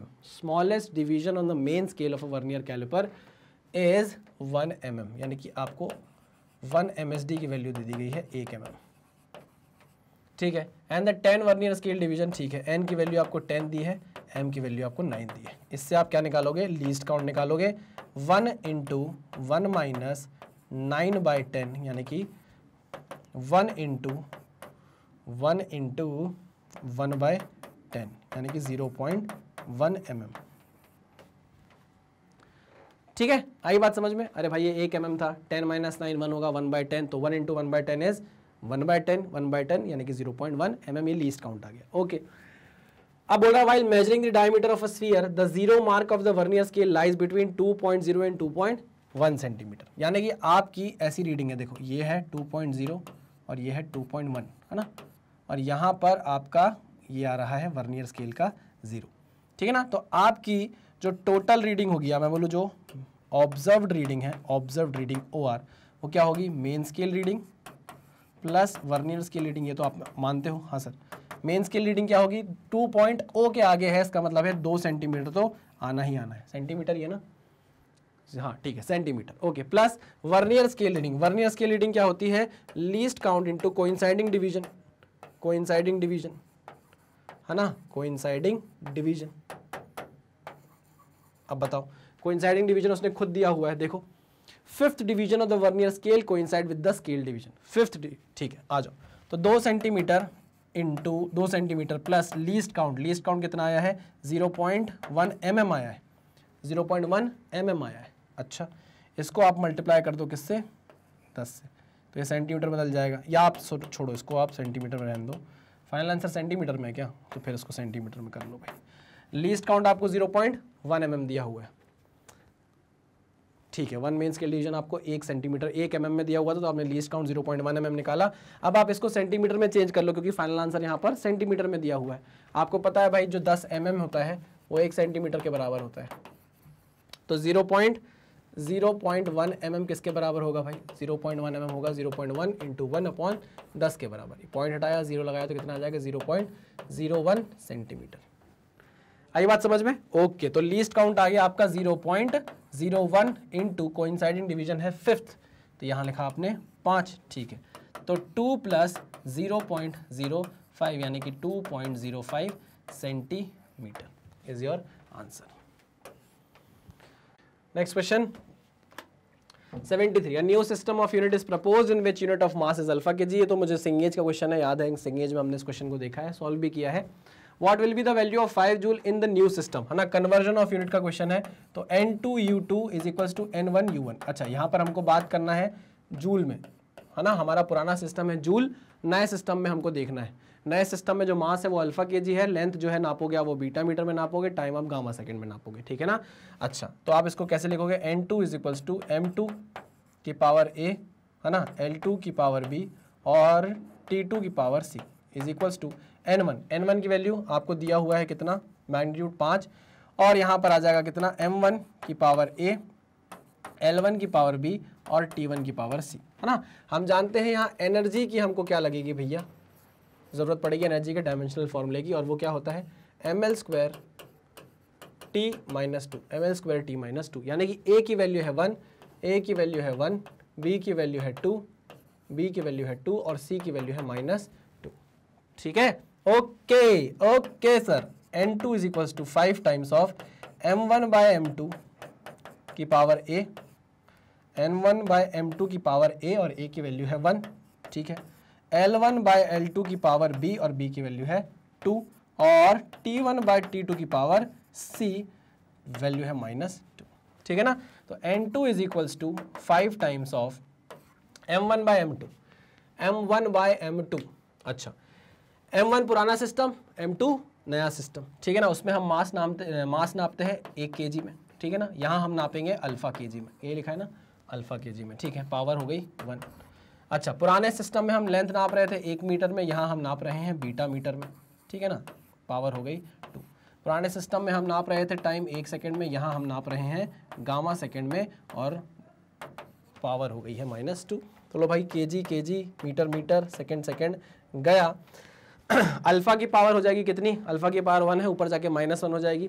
Beta की पावर 2 है, ऊपर जाके -2 हो जाएगी। और गामा की पावर -2 है, ऊपर जाके 2 हो जाएगी। तो n2 इज इक्वल्स टू कितना आ जाएगा, 5 टाइम्स ऑफ अल्फा की पावर -1, बीटा की पावर -2 और गामा की पावर 2। देखो यही आ रहा है क्या, अल्फा -1 बीटा -2 गामा 2, ये आ गया। ठीक है ना, तो जो 5 जूल आपको पुराने सिस्टम ऑफ यूनिट में दिख रहा था, 5 जूल आपको जो पुराने सिस्टम ऑफ यूनिट में दिख रहा था, नए सिस्टम ऑफ यूनिट में वो आपको 5 अल्फा -1 बीटा -2 और गामा की पावर 2 में दिखाई देगा। ये लो भाई, आ जाओ भाई, आगे बढ़ते हैं। Next question, given that y is equal to a sin 2 pi by lambda ct minus x where y and x are measured in metre. चलो, लेंथ का आपको डायमेंशन दिया है y और x का। ठीक है, which of the following statements are true, statements are true. आओ देखते हैं। Unit of lambda is same as that of x and a। आइए देखते हैं। देखो, मुझे पता है कि इस टर्म को डायमेंशन लेस होना पड़ेगा, है ना। क्या होना पड़ेगा, डायमेंशन लेस होना पड़ेगा। या मैं बोलूँ पूरी ही टर्म को, इस पूरे ही जो ब्रैकेट के अंदर चीज़ लिखी हुई है, ये पूरी चीज़, ये क्या आनी चाहिए, डायमेंशन लेस आनी चाहिए, है ना, डायमेंशन लेस आनी चाहिए। अच्छा, मुझे दिख रहा है ct माइनस एक्स लिखा हुआ है ना, और x मीटर में नापा जा रहा है, मतलब x का डायमेंशन है l के बराबर। अच्छा, तो हम बोल सकते हैं dimension of ct should be equal to dimension of x, क्योंकि माइनस हो रहे हैं। सब्ट्रैक्ट तभी हो सकती है क्वांटिटीज जब उनके डायमेंशन सेम हो। अच्छा, t तो टाइम है, तो हमने यहाँ पे टाइम लिख दिया। डायमेंशन ऑफ x क्या होगा, l होगा, तो हम बोल सकते हैं जो c का डायमेंशन है वो lt माइनस 1 है। ठीक है ना, lt माइनस 1 है। कैसे, देखो c इंटू टी लिखा है, c का डायमेंशन है l बाई टी और t का डायमेंशन है t से t कट गया, माइनस x है, x का डायमेंशन है l। तो देखो l माइनस l हो गया, डायमेंशन सेम हो गए कि नहीं हो गए, हो गए।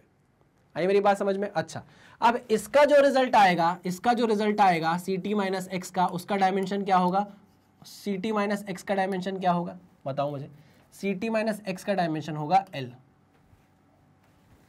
नहीं समझे, फिर से समझाता हूँ।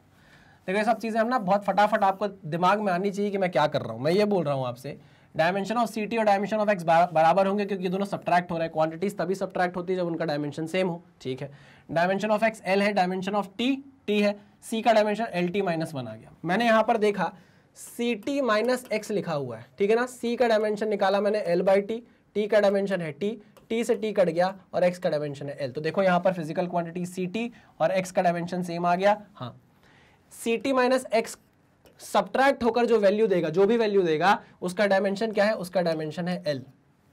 ठीक है ना, ओके। मल्टीप्लाई है किससे, 2 पाई बाय लैम्डा से, 2 पाई बाय लैम्डा से मल्टीप्लाइड है ये वैल्यू। ठीक है ना, इस पूरी वैल्यू का डायमेंशन लेस होना है, बट इसका डायमेंशन तो l के बराबर आ रहा है। देखो ना, ct माइनस एक्स का डायमेंशन तो l के बराबर आ रहा है। हमको पूरी इस टर्म का डायमेंशन नहीं चाहिए, डायमेंशन लेस चाहिए। इसका मतलब ये है कि लैम्डा का डायमेंशन आपको क्या करना पड़ेगा, l करना पड़ेगा। अरे हाँ कि ना, जब लैम्डा का डायमेंशन l होगा तो आप l से l काट दोगे। इसका डायमेंशन l आया है, लैम्डा का डायमेंशन अगर l हो गया तो l से l कट जाएगा, तो ये पूरी क्वांटिटी क्या आ जाएगी, डायमेंशन लेस आ जाएगी। समझे मेरी बात को? हाँ सर, मेरे दिमाग में ये चल रहा है कि मुझे इस पूरी क्वांटिटी को डायमेंशन लेस बनाना है। पहले मैंने ct माइनस एक्स देखा, ct माइनस एक्स का तो डायमेंशन l आने लगा। इसका मतलब ये है कि मुझे कोई ऐसी वैल्यू, ऐसा कोई क्वांटिटी लेकर आना पड़ेगा जिसका डायमेंशन इसके डायमेंशन को काट दे। तो मैंने देखा नीचे लैम्डा है, इस लैम्डा का डायमेंशन अगर l हो जाए तो ये डायमेंशन एल इसके एल को खा जाएगा और डायमेंशन लेस हो जाएगी, साइन के अंदर पूरी क्वांटिटी डायमेंशन लेस हो जाएगी, है ना। तो इसका मतलब ये है unit of lambda is same as that of x. X का डायमेंशन एल था, एक्स का डायमेंशन एल था, तो लैम्डा का डायमेंशन भी एल है। इसका मतलब ये है कि डायमेंशन ऑफ या unit of lambda is same as that of X and A की बात करें जरा। अच्छा, y जो है वो बराबर आ रहा है a साइन समथिंग के, है ना। साइन समथिंग जो होता है वो डायमेंशन लेस होता है, मतलब साइन से लेके यहाँ तक की पूरी जो वैल्यू आएगी वो एक डायमेंशन लेस क्वांटिटी आने वाली है। मतलब जो डायमेंशन y का होगा वही डायमेंशन a का भी होगा, ठीक है। और जो डायमेंशन y का है वही डायमेंशन x का भी तो है, और जो डायमेंशन x का है वही डायमेंशन लैम्डा का भी है। तो मतलब ये बात बिल्कुल सही है कि the unit of lambda is same as that of x and a, बिल्कुल सही। Next, the unit of lambda is same as that of x but not a। ये हो ही नहीं सकता, जब मैंने पहला सेंटेंस बोल दिया, ये पहला स्टेटमेंट सही बोल दिया तो दूसरा स्टेटमेंट अपने आप गलत हो गया। अच्छा, the unit of c is same as that of 2 pi by lambda. अच्छा, 2 पाई बाय लैम्डा के बराबर है क्या c की यूनिट? नहीं, c का जो आपने डायमेंशन निकाला है वो LT-1 निकाला है, LT-1 निकाला है। और dimension of 2 pi by lambda क्या होगा? Dimension of 2 pi by lambda क्या होगा? L-1। अरे हाँ कि ना, क्लियर है? ओके, तो ये वाला स्टेटमेंट भी क्या हो जाएगा? गलत हो जाएगा। The unit of CT-x is same as that of 2 pi by lambda. ना ना ना ना ना, that the unit of CT-x किसके बराबर होगा? लैम्डा के बराबर होगा, 1 बाय लैम्डा के बराबर नहीं होगा। यहाँ पर 1 बाय लैम्डा लिखा हुआ है ना, नहीं, लैम्डा के बराबर होगा, ठीक है, पक्का? हाँ सर पक्का। तो ये स्टेटमेंट भी क्या हो गया? गलत हो गया। आंसर क्या है आपका? ए। Very good. नेक्स्ट, हो, if the unit of force and length are doubled. अच्छा क्वेश्चन है। If the unit of force and length are doubled the unit of energy will be. अच्छा, पहले तो आप ये बताओ एनर्जी की यूनिट क्या होती है? एनर्जी की यूनिट होती है kg मीटर स्क्वायर पर सेकेंड स्क्वायर। यही होती है ना, मीटर, इसको आप देखो ना, ml स्क्वायर t-2, यही तो है, ml square t-2 kg metre square पर सेकेंड स्क्वायर। ओके, इसको मैं फोर्स और लेंथ के टर्म में लिख सकता हूं क्या? देखो एनर्जी को लिख सकता हूं क्या? देखो ध्यान से देखो, फोर्स इनटू लेंथ के टर्म में लिख सकता हूं क्या? बिल्कुल लिख सकते हो। देखो फोर्स की यूनिट होती है kg मीटर पर सेकेंड स्क्वायर और लेंथ की होती है मीटर। तो क्या ये मल्टीप्लाई होकर एनर्जी की यूनिट ही बनाएंगे? kg मीटर स्क्वायर पर सेकेंड स्क्वायर। हाँ सर, ठीक है। यह बोला गया है कि if the unit of force and length are doubled. अब क्या कर दिया? लेंथ, फोर्स की जो यूनिट थी और लेंथ की जो यूनिट थी उसको डबल कर दिया गया है। आओ देखते हैं, डबल ही बोला है ना? हाँ डबल बोला है। आओ, तो फोर्स की जो यूनिट थी उसको डबल कर दिया, 2 kg मीटर पर सेकेंड स्क्वायर कर दिया, और लेंथ की भी क्या कर दिया भैया? 2 मीटर कर दिया, ठीक है ना। तो एनर्जी के साथ क्या होगा जरा देखते हैं। तो energy is equals to 2 times of kg metre पर second square into twice of metre, कितना हो जाएगा? 4 times of kg metre square पर सेकेंड स्क्वायर, है ना। ये तो एनर्जी बनी। कितने टाइम्स बढ़ गया भाई? 4 टाइम्स बढ़ गया। अरे 4 टाइम्स बढ़ा कि नहीं बढ़ा? तो 4 टाइम्स ऑफ ओरिजिनल हो गया। सिंपल सा था क्वेश्चन, कुछ भी नहीं था इसमें, है ना। ओरिजिनल का 4 टाइम्स हो गया। हमने क्या कहा? हमने बोला एनर्जी को हम kg मीटर स्क्वायर पर सेकेंड स्क्वायर में लिख सकते हैं। अगर इसको मुझे फोर्स और लेंथ में तोड़ना होगा तो मैं ऐसे तोड़ सकता हूँ, बिल्कुल। फिर मैंने फोर्स की यूनिट को डबल कर दिया और लेंथ की यूनिट को भी डबल कर दिया, फिर मल्टीप्लाई किया तो वैल्यू आ गई 4 kg मीटर स्क्वायर पर सेकेंड स्क्वायर, यानी कि ये 4 टाइम्स हो गई एनर्जी की। पहले जो एनर्जी थी, ये मान लो ये नई एनर्जी है, तो जो ई डैश है वो 4 टाइम्स ऑफ ई हो गया, ऐसा बोल सकते हो आप। ई डैश जो है वो 4 टाइम्स ऑफ ई हो गया, ऐसे देख लो। क्लियर? हाँ सर एकदम क्लियर है। चलो आगे बढ़े। चलो भाई, तो यहाँ तक हमने कर लिए हैं अपने 75 क्वेश्चंस कंप्लीट। इसमें हमारी प्रैक्टिस बरकरार हो गई है, पूरी की पूरी हमने प्रैक्टिस कर ली है अपने यूनिट्स, डायमेंशंस की एंड एरर एनालिसिस की। सारे के सारे टाइप के क्वेश्चन हमने कवर कर लिए हैं।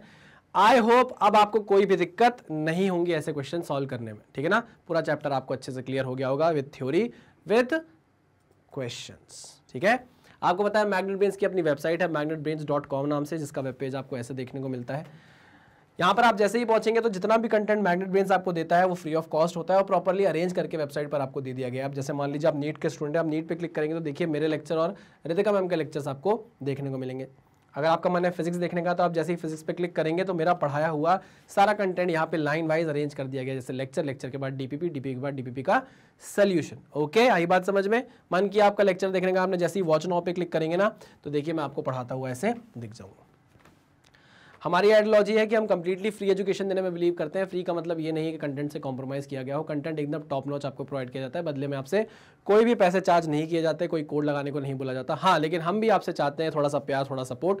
वो आप हमें कैसे दे सकते हैं? हमारे वीडियोज़ को लाइक करके, channel magnet brains IIT JEE and NEET को सब्सक्राइब करके, और जितना ज़्यादा हो सके वीडियोस को शेयर करके। जब भी कोई वीडियो आप देखकर खत्म करते हैं उसे लाइक ज़रूर करें और उसे शेयर करें अपने व्हाट्सएप ग्रुप में। उन्हें बताइए कि ऐसा चैनल एग्जिस्ट कर रहा है जो आपकी स्कूल एजुकेशन तो करवा चुका है पूरी की पूरी, लेकिन आप कॉम्पिटिटिव एग्जाम की तैयारी भी फ्री ऑफ कॉस्ट आपके लिए करवा रहा है। ठीक है ना?